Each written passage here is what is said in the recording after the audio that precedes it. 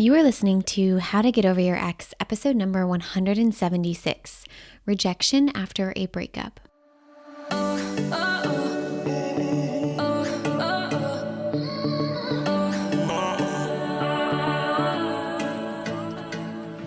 Welcome to How to Get Over Your Ex, a podcast on getting over your ex without it just taking time. I'm your host, breakup coach Dorothy. Let's turn your pain into power and your heartbreak into happy. Hello, beautiful Bravehearts. I hope all of you are having a gorgeous day out today. I have been prepping for the Braveheart Festival a lot recently, and it's been just the most magnificent experience of my career to date. I love it. I love teaching. I love coaching. I love making a huge impact in people's heart healing journeys, and this is just the biggest live and free event I have ever put on. It's been so fun. By the time you listen to this episode, though, actually, it'll be completed and done. But the Get Over Your Ex program will be open for enrollment, but it will only be open until February 17th, which is a Friday, and then enrollment will be closing until further notice.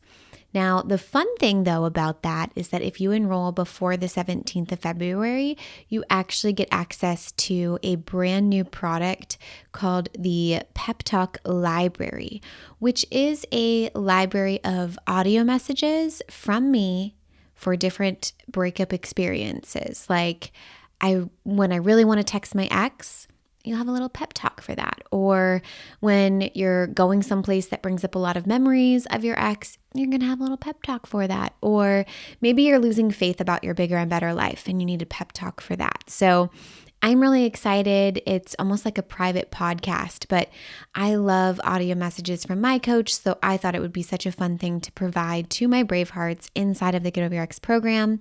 So I hope to see you there. We're going to kick off, and it's going to just be epic. I'm so excited to help those Bravehearts not only get over their ex, but obviously build a life that is bigger and better than the one they had with their ex. It's going to be fire. So let's talk about rejection, shall we? I have been exploring this topic a lot in all containers, inside of my Get Over Your Ex program, inside of the Get Over Your Ex continued support, as well as my one-on-one clients. I have a client who's feeling really rejected at her job, right? It's not even just in relationships or breakups, but she feels really rejected in her job, not seen, not invited, rejected in every way when she's trying to do better or be better at what she's doing. I have another client who is feeling really rejected by her friend group who also, that included her ex, but she's no longer being invited to those events that she would have been in the past. And it's just such a shitty feeling. I totally resonate and feel for this kind of experience, being excluded from a group that you used to spend a lot of time with. It hurts. It's hard. Another feeling is being rejected by your ex, obviously, for obvious reasons. When someone you love and care about a lot, who you thought loved and cared for you, is saying they no longer want to be with you. Of course, we experience rejection. And sometimes your ex even gives you a really big laundry list of all the things you've done wrong and the problems, which makes you feel even more rejected. And then I have clients who are maybe over their ex, but they're feeling rejected while dating. Or what I see even more so is the fear of starting to date because they're afraid of experiencing rejection all over again. So they're frozen in inaction and won't even move forward with the dates because they're just scared and afraid of being rejected. So I want to talk about what rejection is, because we use this word in a lot of different ways, right? Even just notice what I said. Being rejected, we can use it as that happens to me, but a lot of times I also see it as I was rejected, or I feel rejection. So we use it in a lot of different ways. Let's talk first about when we use this word in a statement like I was rejected. What you're saying when you say I was rejected is typically meaning that someone stated you're not invited. I don't want you there. I don't want to be with you. There's something wrong with you. Or maybe they don't say anything at all and you are ghosted or simply not invited and you find out later. We then take those words that are said to us or the lack of words that are said to us and interpret that and make it mean I was rejected. And it's fascinating to see this because if we didn't want to, we don't have to form that thought. That is an optional belief. I was rejected is an optional belief to believe. And some people don't get invited to an event and they actually feel relieved. And they feel relieved because they're thinking, but not because they were thinking I was rejected, but because they're believing, thank goodness I don't have to go to that event I didn't want to go to.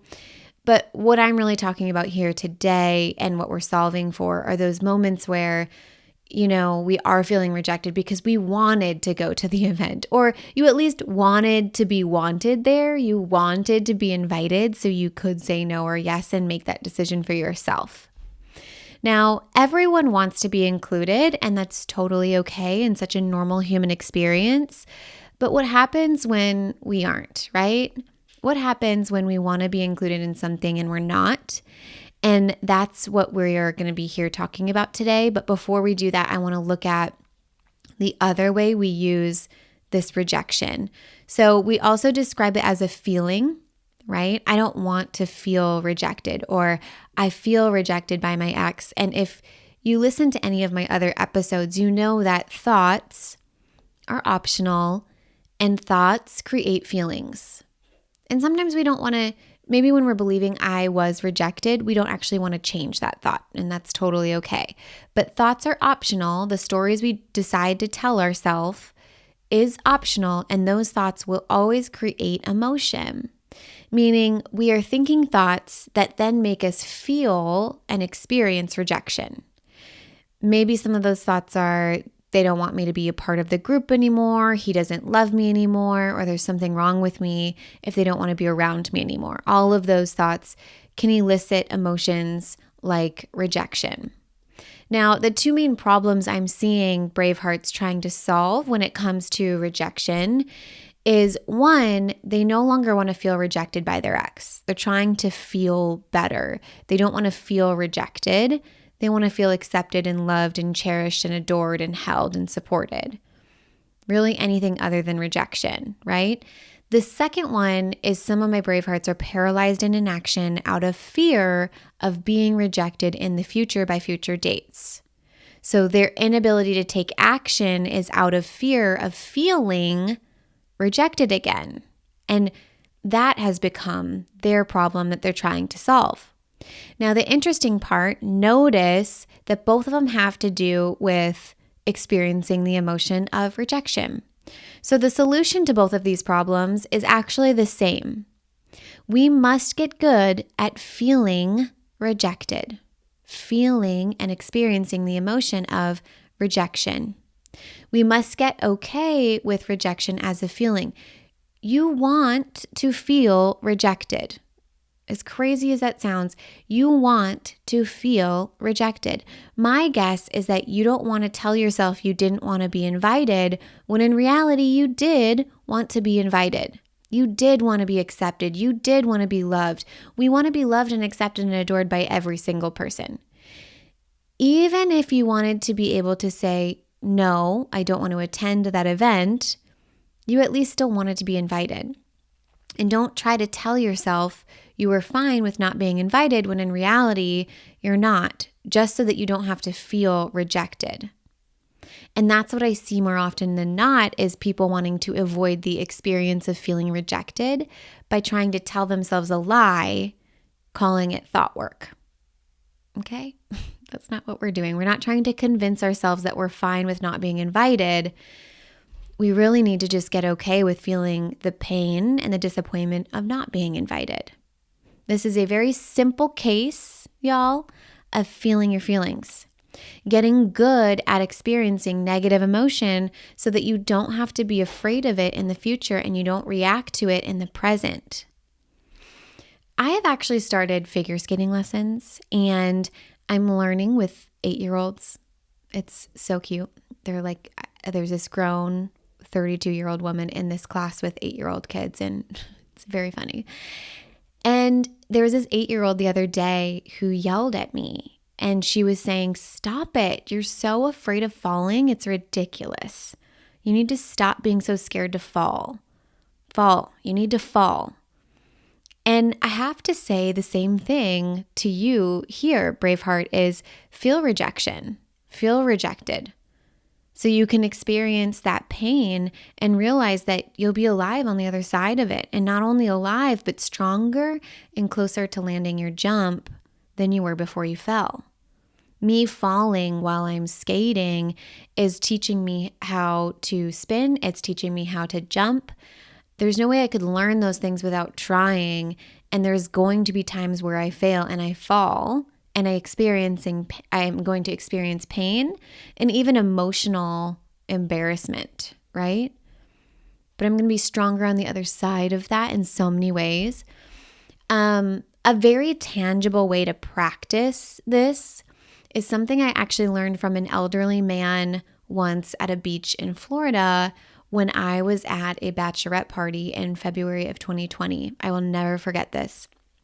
He came up to me and the other girls I was with at the beach, and he went to each of us one by one, asking to get our phone number.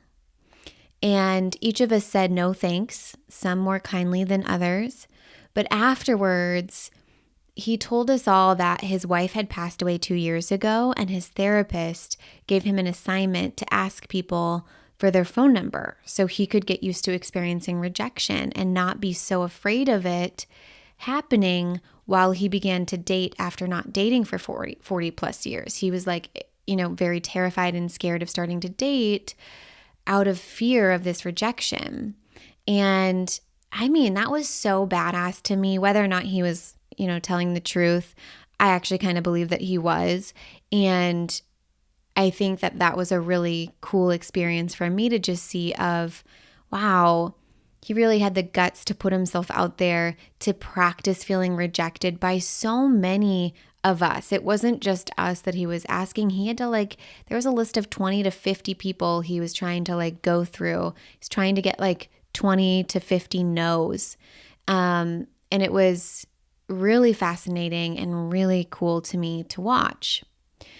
Now, the more comfortable we get with our emotions, the easier life gets to be. We get good at rolling with the waves, rolling with whatever the world throws at us, because we are confident in our ability to handle any emotion. And that doesn't mean it gets less painful, because we're still going to experience 50% pain and 50%, positive emotion. But it will help us unfreeze from our inaction and jumpstart us into action instead of just being paralyzed by fear. I want us to stop making decisions out of fear. It's such a weird concept to me. I'm afraid of this, therefore I won't do it, when I know I'm truly in alignment with it. It's like this home buying experience that I have been going through is, I have fear come up. There's even optional thoughts of I don't know what I'm doing, all kinds of stuff that is flooded into my brain by default. But I'm doing it anyways. I'm choosing thoughts that serve me throughout the process, and I'm using rejection as redirection even in that process. Cliche phrase, I know, but it's so true, right? Rejection is redirection. In what way does this rejection that you're experiencing now serve as your redirection? I'm going to say that again. In what way does this rejection serve as my redirection? I talk a lot about this when I talk about trust and surrender. The first layer to learning how to trust others is to trust something bigger than you. There's a whole podcast episode on that, so you can find that later. But God, source, the universe, I found that individuals who I work with that have a strong background in religion or spirituality, it seems to be a bit easier for them to learn how to trust, because they have the ability to say, it's not just me managing the show here. I know that there's something bigger than me working with me to co-create within this world. And I don't have to get it quote unquote right because the universe will course correct. Oh my goodness, words, course correct. So I really like to think about redirection from rejection as a simple course correction from the universe. Maybe it's a bit painful, but it's also necessary, right? For example, friends don't invite you out and then we either need to get new friends or we need to make more of an effort in those friendships if that's what we're wanting to do. But either way, it's a win for you. Either way, you come out stronger and better. Maybe another example is your ex decides they don't want to be with you, right? We either need to find someone who does or get good at being on our own or both. Either way, it's a win and you're moving forward. Maybe it's a job that denies your application. You either have to find a new job that can't wait to hire you, or you work on what that job needs of you to be better. Again, win-win. And so I think that that's a beautiful thing to remember is rejection is redirection. And in my redirection, I'm only ever getting better. This or something better energy, my Bravehearts. Okay? All right. So rejection is allowed to hurt. It's allowed to be painful and disappointing. It's also not necessary, but instead of being afraid of what if we get used to experiencing it, rejection is allowed to hurt and be painful. It definitely sometimes is necessary within life, but instead of being afraid of the rejection, what if we got used to experiencing it and then not making it mean something about ourselves? Practice experiencing rejection, getting practice being rejected, and then moving forward, seeing it as the ultimate redirection of your life, a big course correction. All right, my beautiful Bravehearts, I am sending you so much love and I hope you have an amazing day. Come join us inside of the Get Over Your Ex program before doors close on Friday. Love you. If you're loving the How to Get Over Your Ex podcast and you want to learn how to get over your ex in 3 months or less to build a life better than the one you thought you had with your ex, I would like to personally invite you to my next group course where we take everything you've learned here on the podcast and apply it to your life. Come check it out at www.lifecoachdorothy.com.